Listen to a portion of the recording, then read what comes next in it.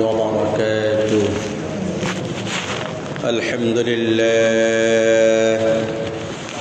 الحمد لله الذي جعل الشمس والقمر بحسبان والنجم والشجر يسجدان وفضل زمانا على زمان كما فضل مكانا على مكان وإنسانا على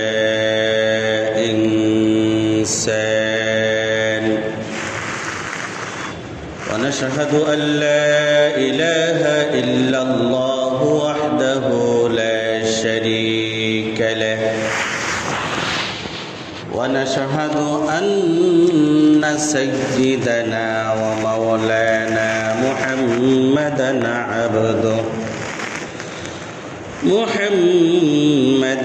عبده ورسوله أرسله بالحق بشيرا ونذيرا وداعيا إلى الله بإذنه وسراجا منيرا. فقد قال الله تعالى في كلامه المجيد وفرقانه الحميد: أعوذ بالله من الشيطان الرجيم. بسم الله الرحمن الرحيم. ولله على الناس حج البيت من استطاع إليه سبيلا ومن كفر فإن الله غني عن العالمين. عن أبي هريرة رضي الله تعالى عنه قال رسول الله صلى الله عليه وسلم: من حج لله فلم يرفث ولم يفسق رجع كيوم ولدته أمه. رواه البخاري ومسلم أو كما قال عليه الصلاة والسلام. وقال الله تعالى في شان حبيبه ومحبوبه ومعشوقه ونبيه وصفيه خاتم النبيين محمد صلى الله عليه وسلم: إن الله وملائكته يصلون على النبي يا أيها الذين آمنوا صلوا عليه وسلموا تسليما. اللهم صل على محمد وعلى آل محمد كما صليت على إبراهيم وعلى آل إبراهيم إنك حميد مجيد.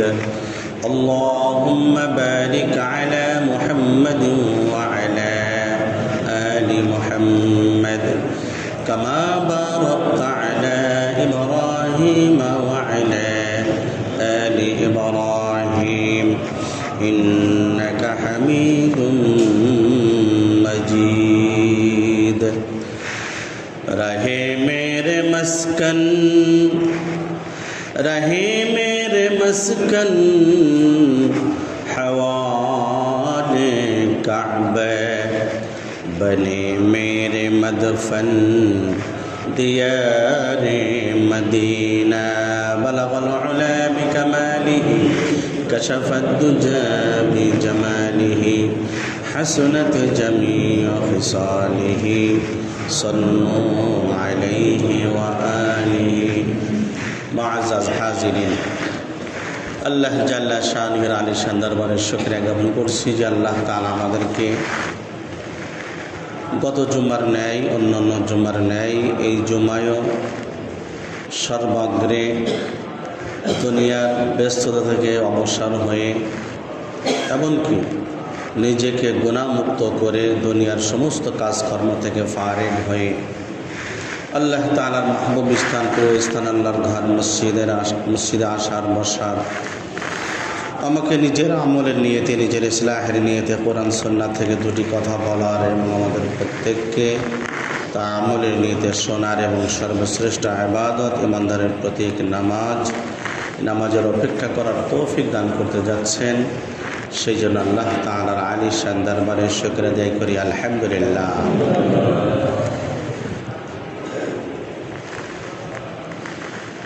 বুখারী এবং মুসলিম শরীফের হাদিস, মশহুর একটা হাদিস। আল্লাহ রাসূল বলেন, বুনিয়াল ইসলামু আলা খামসিন, ইসলামের ভিত্তি 5টি জিনিসের উপর। ইসলামের ভিত্তি কয়টি জিনিসের উপর? 5টি জিনিস। শাহাদাতি আল্লাহ ইলাহা ইল্লাল্লাহ ওয়া আন্না মুহাম্মাদার রাসূলুল্লাহ। 1 নম্বর হচ্ছে এই সাক্ষ্য দেওয়া যে আল্লাহ ছাড়া কোনো ইলা নাই, কোনো প্রভু নাই, মুহাম্মদ সাল্লাল্লাহু আলাইহি সাল্লাম আল্লাহ তাআলার প্রেরিত রাসূল। 1 নম্বর। 2 নম্বর নামাজ আদায় করা। 3 নম্বর হজ, ফরজ হলে হজ করা। 4 নম্বর বলেন কি? রমজান মাসে রোজা রাখা। 5 নম্বর বলেন যাকাত দেওয়া। তা ইসলামের একটা মৌলিক বিধান আছে যেটা হজ। তা বান্দা রাসূলের তরিকায় বিশুদ্ধ নিয়তে আল্লাহ তাআলার সন্তুষ্টির উদ্দেশ্যে যত ভালো কাজ করবে এইগুলির নামই হচ্ছে ইবাদত। শুধু নামাজ পড়া ইবাদত, হজ করা ইবাদত, যাকাত দেওয়া ইবাদত, শুধু এই নাই। রাসূলের তরিকায় বিশুদ্ধ নিয়তে আল্লাহকে সন্তুষ্ট করার জন্য যত ভালো কাজ করবে সমস্ত ভালো কাজই কি? ইবাদত। মুসলিম শরীফের হাদিস, আল্লাহ রাসূল বলেন, ইন্না মিনাল মা'রুফি আন তালকা আখাকা বিওয়াজহিন তালকিন। আল্লাহ রাসূল বলেন, হে আমার উম্মত শুনে রাখো যে তুমি তোমার ভাইয়ের সাথে হাস্যোজ্জ্বল বদনে, হাস্যোজ্জ্বল চেহারায় কথা বলবে, হাসি মুখে কথা বলবে, এইটাও একটা ইবাদত। এটাও একটা কি? ইবাদত। কারোর সাথে হাসি মুখে কথা বলবে, এটা ইবাদত। কিছু কিছু লোক আছে মুখ সবসময় গুমরা করে রাখে, তার মানে মনে হয় জীবনের মুখে কোনোদিন হাসি ছিল না। তা হাসি মুখে আমি আমার ভাইয়ের সাথে কথা বলবো, এটাও কি? ইবাদত। এটাও সওয়াবের কাজ। আমাদের হুজুরদের তো অনেকে বলে যে হুজুর আপনারা এত হাসি খুশিতে থাকেন, মনে হয় যে আপনাদের টেনশন বলতে, অভাব-অনটন বলতে কিছু নাই। একদিন আমাকে বলছে, হুজুর যে হাসি দিলেন এই হাসি তো আমি জীবনও দিতে পারি নাই, কোটি কোটি দাম মনে হয় হাসিটা। আলহামদুলিল্লাহ, সুখে দুঃখে আমরা হাসি খুশিতেই থাকি। তাহলে আল্লাহ রাসূল বলছেন, ইন্না মিনাল মা'রুফি আন তালকা আখাকা বিওয়াজহিন তালকিন, যে তুমি তোমার ভাইয়ের সাথে হাসি মুখে একটা কথা বলবে, এটাও ইবাদত। এটাও কি? তাহলে আজকের থেকে আর নামাজ পড়ার দরকার নেই না? আমাদের সমাজে কিছু লোক আছে পশুপ্রেমী বা মানব সেবা করে, মানব সেবাই পরম ধর্ম। নামাজ পড়লে তো মানুষ দেখবে, এটা তার দেখাই ইবাদত বন্দেগী করার দরকার।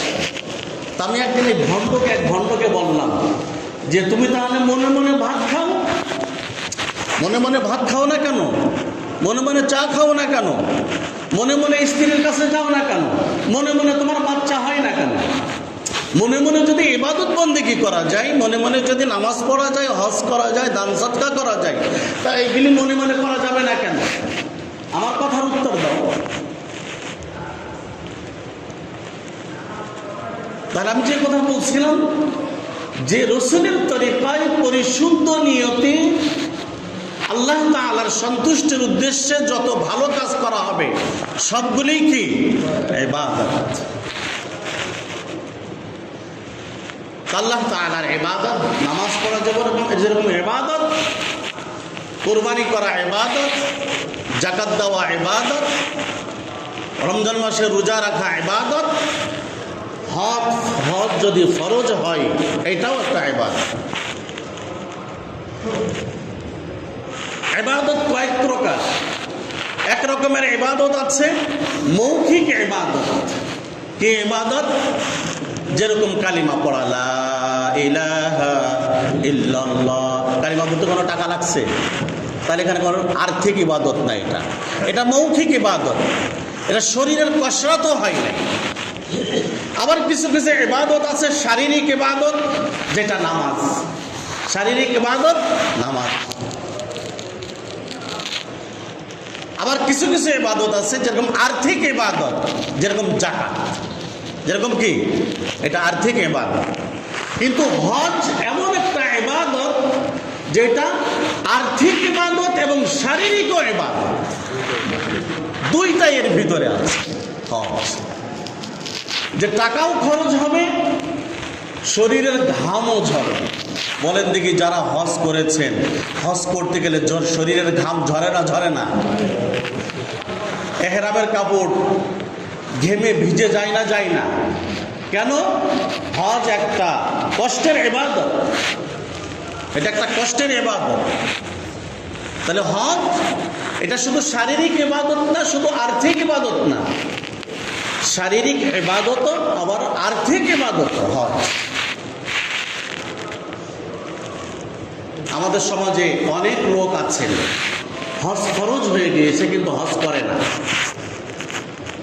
আমি একদিন একজনকে বললাম যে আপনি হজে যান না, আমি তো যতটুকু জানি আপনার টাকা পয়সা আছে। কয়েকজন বাচ্চাগুলি ছোট ছোট তো, ওরা একটু বড় হোক। আবার বাচ্চাগুলি বড় হলে বলে কি, বাচ্চাগুলি লেখাপড়া করতেছি তো ওদের লেখাপড়া শেষ হোক। আবার লেখাপড়া শেষ হলে বলবে কি, বাচ্চাগুলি লেখাপড়া শেষ হয়েছে, চাকরি বাকরি ধরুন তারপরে হজে যাবে। আবার বলে কি যে বিবাহ উপযুক্ত মেয়ে আছে তো তাদের বিবাহ না দিয়ে আসলে হজে যেতে পারবে। মানে যত ওজোর আপত্তি আছে সব ইবাদতের ক্ষেত্রে পেশ করি আমরা, কিন্তু দুনিয়ার ক্ষেত্রে, দুনিয়ার কোনো কাজের ক্ষেত্রে ওজোর আপত্তি পেশ করি না। যে আমার দুইটা ছেলে মেয়ে লেখাপড়া করতেছে, এখন আমি বাড়ি করতে পারবো না, এখন আমি ফ্ল্যাট কিনতে পারবো না, এখন আমি প্লটের মালিক হতে পারবো না। দুনিয়ার ব্যাপারে কোনো ওজোর আপত্তি নাই। যত ওজোর আপত্তি সব আখিরাতের ব্যাপারে। পরে দেখতে দেখতে দেখা যায় বেচারা হজে যাচ্ছে কত বয়সে? 80, 81, 82 বছর বয়সে হজে যাচ্ছে। ওই বয়সে হজে যাওয়া আর না যাওয়া সমান। যারা হজ করেছেন আসলে বলেন দেখি, হজ কি বুড়া বয়সে হজ করার ইবাদত না যৌবনকালে? কোন কালে? যৌবনকালে। আমার সাথে এক মুরব্বী ছিল 81 বছর বয়স, 15 সালে। উনি গিয়েছেন কুমিল্লা বাড়ি। উনি যাওয়ার পর মসজিদে হারামে এক ওয়াক্ত নামাজ পড়তে পারেন না, ওনার অজু থাকে না। কি থাকে না? অজু 5 মিনিটের বেশি অজু রাখতে পারে না। ওই হোটেলেই নামাজ পড়েন 5 ওয়াক্ত। আচ্ছা হাজি সাহেব কি হবে, হজের দিন কি করবেন? হজের দোয়া করেন। তা বললাম যে আপনি যে এসে যে প্রথম যে উমরা করলেন, কাবা ঘর তওয়াফ করেছেন, কাবা ঘর তওয়াফের সময় অজু থাকতে হয়, তারপরে সাফা মারা সাই করার সময় অজু থাকতে হয়। তা কি করেছে? তার কোনো কথা না, আর কোনো কথা না। আমাদের সাথে এক ওয়াক্ত নামাজও মসজিদে হারামে পড়তে পারতেছে না। কারণ কি? বলেন না, অজু রাখতে পারে না। অজু রাখতে পারে না, তার কারণ কি? বয়স হয়ে গেছে। বয়স হয়ে গেছে। আমাদের বাঙালিদের একটা অভ্যাস যে বুড়া না হলে হজ করা যাবে না, বুড়া না হলে হজ করা যাবে না, অবসরে যাইতে হবে তারপরে হজ, এর আগে হজ কিসের? আর আমাকেই বলছে, আমি যখন সর্বপ্রথম 12 সালে গিয়েছি, আমার ভাবিরা এবং আমার এলাকার মুরব্বীরা বললেন এর মা বেঁচে আছে এখনো, এ আবার হজে যায় কেন? তার মানে মা বাপ বেঁচে থাকতে সন্তান হজ করতে পারবে না, এইটা হচ্ছে আমাদের বাঙালিদের একটা ধারণা। বলেন না, এরকম আছে না নাই? আমাকেই বলছে যে তোর মা বেঁচে আছে, তুই আবার হজে যাচ্ছিস এখন। মা বাবার উপর যদি ফরজ না হয়, সন্তানের উপর যদি হজ ফরজ হয়, সন্তান হজে যাবে না? এই ধ্যান ধারণা। যত বুড়া হাজি দেখবেন সব বাঙালি, সব বাঙালি। আর যত যুবক হাজি দেখবেন সব ইন্দোনেশিয়ান, ইন্দোনেশিয়ান, মালয়েশিয়ান, চাইনা, এইগুলি সব 15-20 বছর, 25 বছর, 30 বছরের ভিতরে হজ উমরা করে সে। ইন্দোনেশিয়ায় তো এই একটা আইনই আছে, শুনেছি আমি ইন্দোনেশিয়ার লোকের কাছ থেকে, যে তাদের বিবাহের আগে হজ করতে হবে, হজ না করলে বিবাহ হয় না। আর আমাদের অবস্থা কি? বিবাহ করবে, আন্ডা বাচ্চা হবে, নানা হবে, দাদা হবে, শরীরের বল শক্তি পড়ে যাবে, লাঠিতে ভর দিয়ে চলাচলের মতো হবে, তারপরে হজে যাবে। আল্লাহ রসুল বলেন আল হাজ্জু আল হাজ্জু, আল্লাহ রসুল বলেন হজ মানে কষ্ট। হজ মানে কি? আল্লাহ রসুল বলেন আল হাজ্জু আল হাজ্জু, হজ মানে কষ্ট। তা তোমরা যৌবনকালে হজ করো। আল্লাহ তাআলা কোরআন কারীমের ভিতরে বলেন, সূরা আলে ইমরানের 97 নম্বর আয়াত, বিসমিল্লাহ, ওয়ালিল্লাহি আলান নাসি হিজ্জুল বাইতি মান ইসতাতা ইলাইহি সাবিলা ওয়া মান কাফারা ফাইন্নাল্লাহা গনিয়্যুন আনিল আলামিন। আল্লাহ তাআলা বলেন, ওয়ালিল্লাহি আলান নাসি হিজ্জুল বাইত, আল্লাহ তাআলার সন্তুষ্টির উদ্দেশ্যে তার ঘরের হজ করা মানুষের জন্য আবশ্যক। কোন মানুষ? মানিস্তাতা ইলাইহি সাবিলা, যার মক্কা মদিনায় যাওয়া আসার খরচ আছে, সংসারের খরচ বাদ দিয়ে, সমস্ত ঋণ বাদ দিয়ে, দায়িত্ব দেনা বাদ দিয়ে, তার সংসারের খরচ রেখে হজের যতদিন সময় যায়, তার যদি ওই পরিমাণ অর্থ তার থাকে, টাকা পয়সা থাকে, ব্যবসায়ী পণ্য থাকে, স্বর্ণ অলংকার থাকে, আল্লাহ তাআলা বলেন মানিস্তাতা ইলাইহি সাবিলা, তার জন্য ফরজ, হজ করা ফরজ। আল্লাহ তাআলা তারপরে বলেন ওয়ামান কাফারা, আর এই হজকে যে ব্যক্তি অস্বীকার করবে, অর্থাৎ হজ করার সামর্থ্য থাকার পরও হজ করলো না, ফাইন্নাল্লাহা গনিয়্যুন আনিল আলামিন, আল্লাহ তাআলা বিশ্ববাসীর কারুর প্রতি আল্লাহ তাআলা মুখাপেক্ষী নন। অর্থাৎ আল্লাহ তাআলা বলতে চাচ্ছেন, বান্দা তুমি যদি আমার ঘরের হজ করো তাহলে আমার ইজ্জত বিন্দু পরিমাণ বাড়বে না, আর আমার ঘরের হজ না করলে আমার ইজ্জত বিন্দু পরিমাণ কমবে না। আমি মুখাপেক্ষী না তোমাদের, আমি তোমাদের মুখাপেক্ষী না।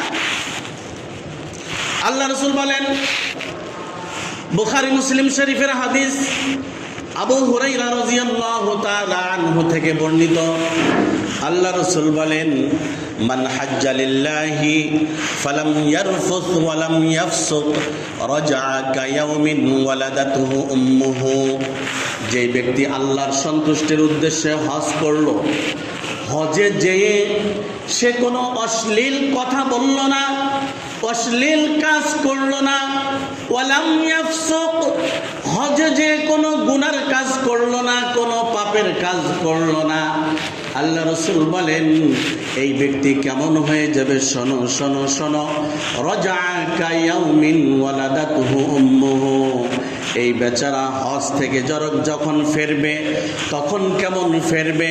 কেমন যেন তার মা তাকে আজকে প্রসব করেছে, এমন নিষ্পাপ হয়ে ফেরে। তবে আল্লাহ রসুল শর্ত দিয়েছেন, 1 নম্বর, হজটা কার সন্তুষ্টির উদ্দেশ্য হতে হবে? আল্লাহ। 2 নম্বর, আল্লাহ রসুল শর্ত দিয়েছেন ফালাম ইয়ারফুস, অশ্লীল কথা বলতে পারবে না, হজে যে অশ্লীল কাজ করতে পারবে না। 3 নম্বর শর্ত দিয়েছেন আল্লাহ রসুল যে ওয়ালাম ইয়াফসুক, কোনো পাপ কাজ করতে পারবে না হজে যে।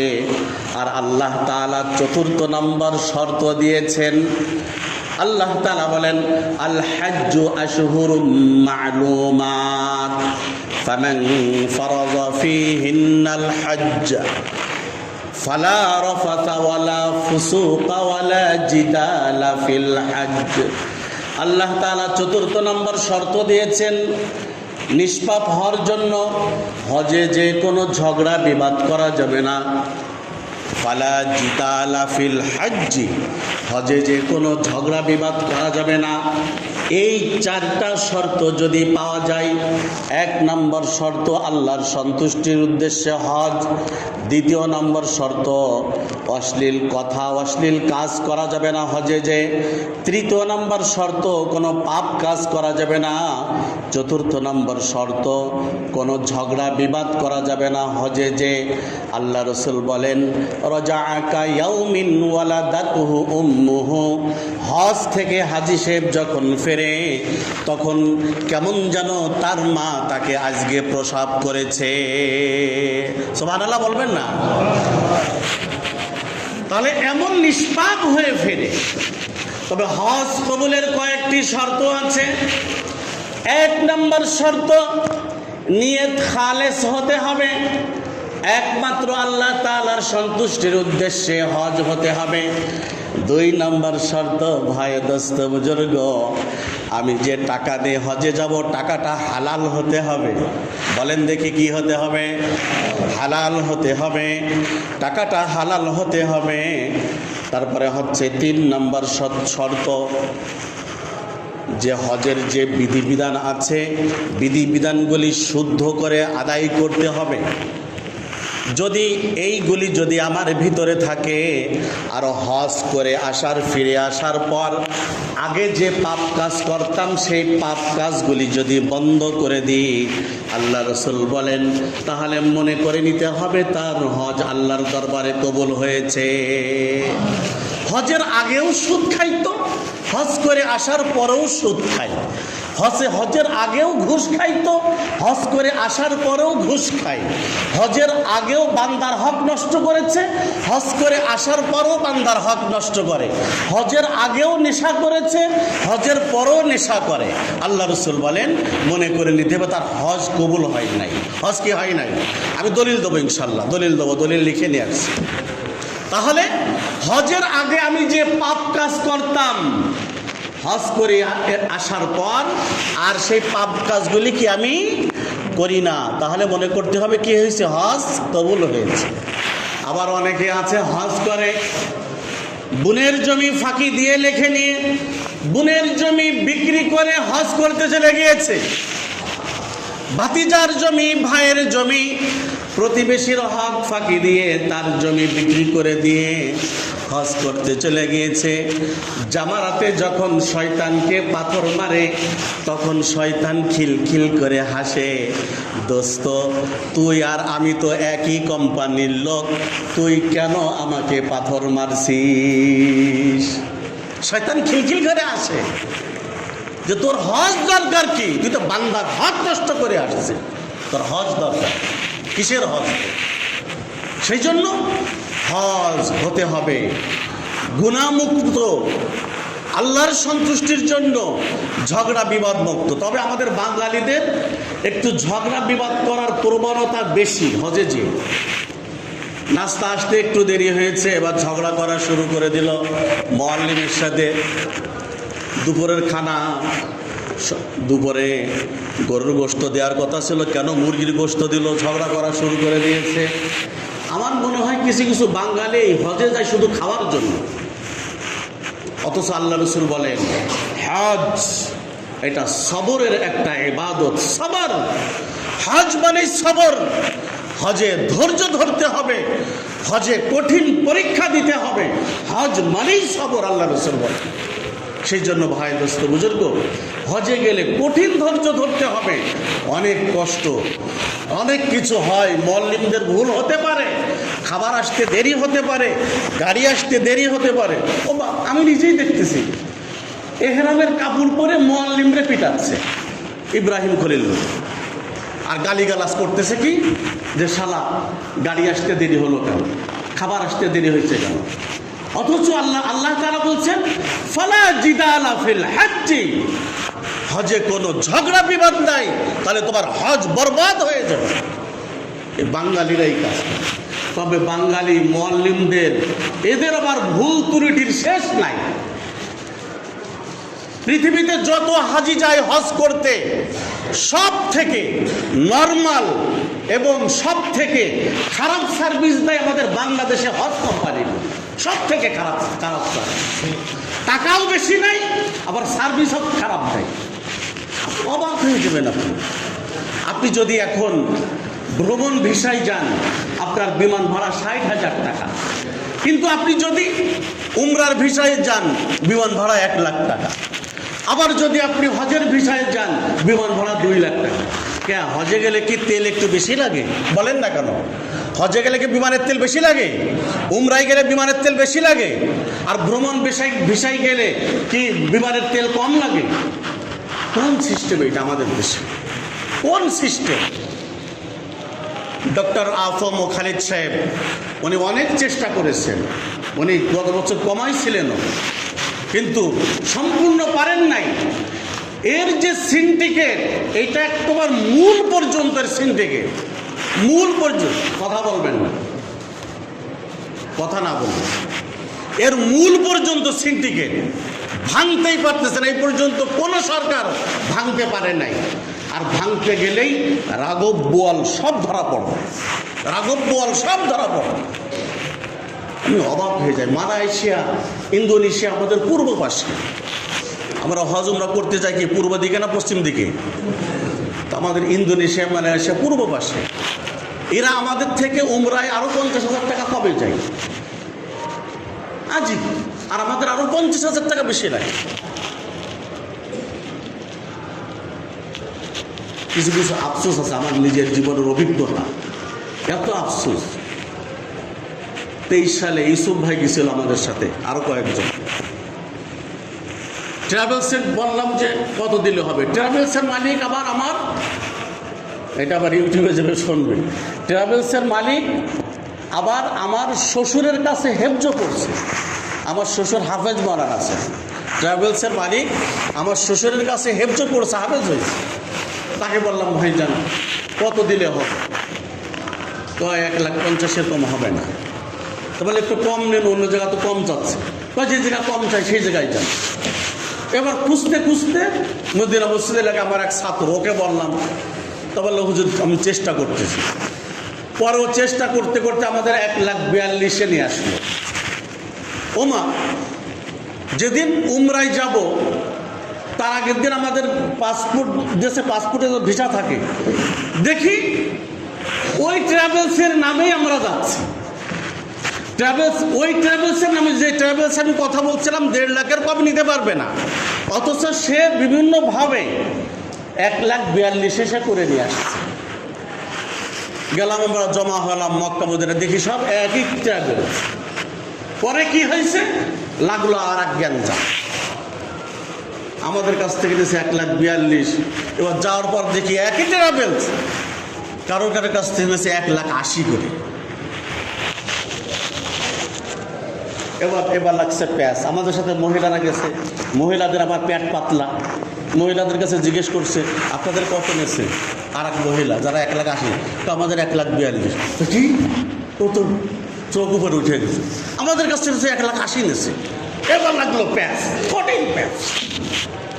এই দেখেন একটা আগুন কি অবস্থা। যে আমাদের কাছে যে 1,42,000 নিয়েছে তার লাভ হয় নাই, সে লাভ ছাড়া কি করছে? এটা আমাদের দেশে এই অবস্থা। আমি আবার একটু বাড়তি কথা বলি, সেইটা হচ্ছে আমাদের দেশে সব থেকে নিকৃষ্ট ব্যবসা হচ্ছে হজ উমরা ব্যবসা। আমি বলি, এটা ব্যক্তিগত কথা আমার। কেন? কারণ কি, যে যারে পারে জবাই করে, কাউকে পুরা জবাই করে, কাউকে অল্প জবাই করে, কাউকে অর্ধেক জবাই করে। ট্রাভেলসের বাড়ি। বিসমিল্লাহ। যাই হোক, আমি যেটা বলতেছিলাম, হজ উমরা এইটা হচ্ছে সবরের সফর। কিসের সফর? সবর, ধৈর্যের সফর। তবে এই শর্তগুলি যদি পাওয়া যায়, 1 নাম্বার, এর টাকাটা হালাল হতে হবে। কি হতে হবে? হালাল। 2 নাম্বার, আল্লাহর সন্তুষ্টির উদ্দেশ্যে হতে হবে। কার সন্তুষ্টির উদ্দেশ্যে? 3 নাম্বার, এই হজ উমরায় যে কোনো অশ্লীল কথা বা অশ্লীল কাজ করা যাবে না। 4 নাম্বার, এই হজ উমরায় যে কোনো পাপ কাজ করা যাবে না। 5 নাম্বার, হজ উমরায় যে কোনো ঝগড়া বিবাদ করা যাবে না। আল্লাহ রসুল বলেন, গ্যারান্টি দিয়েছেন, এই 5টা শর্ত যদি পাওয়া যায় তাহলে সে যখন হজ থেকে ফিরবে সে নিষ্পাপ হয়ে ফিরবে। সুবহানাল্লাহ বলবেন না? কি হয়ে ফিরবে? আমাদের সমাজে আবার টিটকারির একটা প্রবণতা আছে। কয় সারা জীবন আকাম দুকাম করছে, এখন হজে যায়, দেখছো? আরে ভাই, মানুষ তো গুনাহ পাপ মোচনের জন্যই তো যায়, নাকি? পাপ মোচনের জন্যই তো যায়। এই সমস্ত টিটকারিগুলো কথা বলবেন না, সাবধান সাবধান, ঈমান থাকবে না। যেহেতু সে একটা ইবাদতের জন্য যাচ্ছে, একটা ইবাদতের জন্য যাচ্ছে। আবার আমাদের সমাজে কিছু লোক আছে, বলে কি, এর বারবার উমরা করার দরকার কি, বারবার হজ করার দরকার, গরিব অসহায় কত পড়ে আছে, তাদের সাহায্য সহযোগিতা করলে বেশি সব। আপনি জানেন নাকি কোনটা বেশি সব? আন্দাজে কথা বলেন। আপনি তাকে এই কথা বলতে পারেন যে ভাই আপনি বারবার উমরা করেন, ঠিক আছে, কিন্তু গরিব অসহায়েরও কিছু খেদমত করেন। কিন্তু এক ইবাদতের কারণে আর এক ইবাদত বাধা দেওয়া যাবে না। এক ইবাদতের কারণে আর এক ইবাদত কি দেওয়া যাবে না? বাধা দেওয়া যাবে না। সে উমরায় যাচ্ছে, যাক। আল্লাহ রসুল বলেন, বুখারী এবং মুসলিম শরীফের হাদিস, আল্লাহ রসুল বলেন যে তোমরা উমরা এবং হজ পরপর করতে থাকো। কেন? আল্লাহ রসুল বলেন যে উমরা হজ পরপর করলে গুনাহমোচন হয় এবং অভাব অনটন দূর হয়। বুখারী শরীফের হাদিস। গুনাহমোচন হয়, গুনাহ মাফ হয় এবং অভাব অনটন দূর হয়। সেজন্য ইনশাআল্লাহ যারা এবার হজে যাওয়ার নিয়ত করেছেন, দোয়া করি আল্লাহ তাআলা তাদের হজ্জে মাবরুর দান করুক, সবাই বলে আমিন। আর যারা এখনো যেতে পারেন না পবিত্র মক্কা মদিনায়, যাওয়ার আশা আছে না নাই? আশা আছে না নাই? কি মজার জায়গা, কি যে মজার জায়গা। গত বছর আমাকে একজন বলতেছে যে বারবার হজ উমরায় যাওয়ার দরকার কি। পরে উনি হজে গেছেন, এসে বলতেছে, হুজুর এই যে কি মজার জায়গা, মনে হয় সব বিক্রি করে চলে যায়। আমরা যে বলছিলেন যে বারবার হজ উমরা করার দরকার, কয় না হুজুর ভুল বলছি। আসলে যে একবার না গেছে মক্কা মদিনায়, এই স্বাদের কথা, এই মজার কথা তাকে বোঝানো যাবে না, কোনোভাবে বোঝানো যাবে না। সেই জন্য ইনশাল্লাহ আল্লাহ তাআলা আমাদের কবুল করেন, সবাই বলে আমিন। যারা এখনো যান নাই, যেতে পারেন নাই, জীবনে একবার হলো আল্লাহ তাআলা যাওয়ার তৌফিক দান করেন। সবার আশা আছে না? আশা আছে না? আল্লাহ তাআলা কবুল করেন।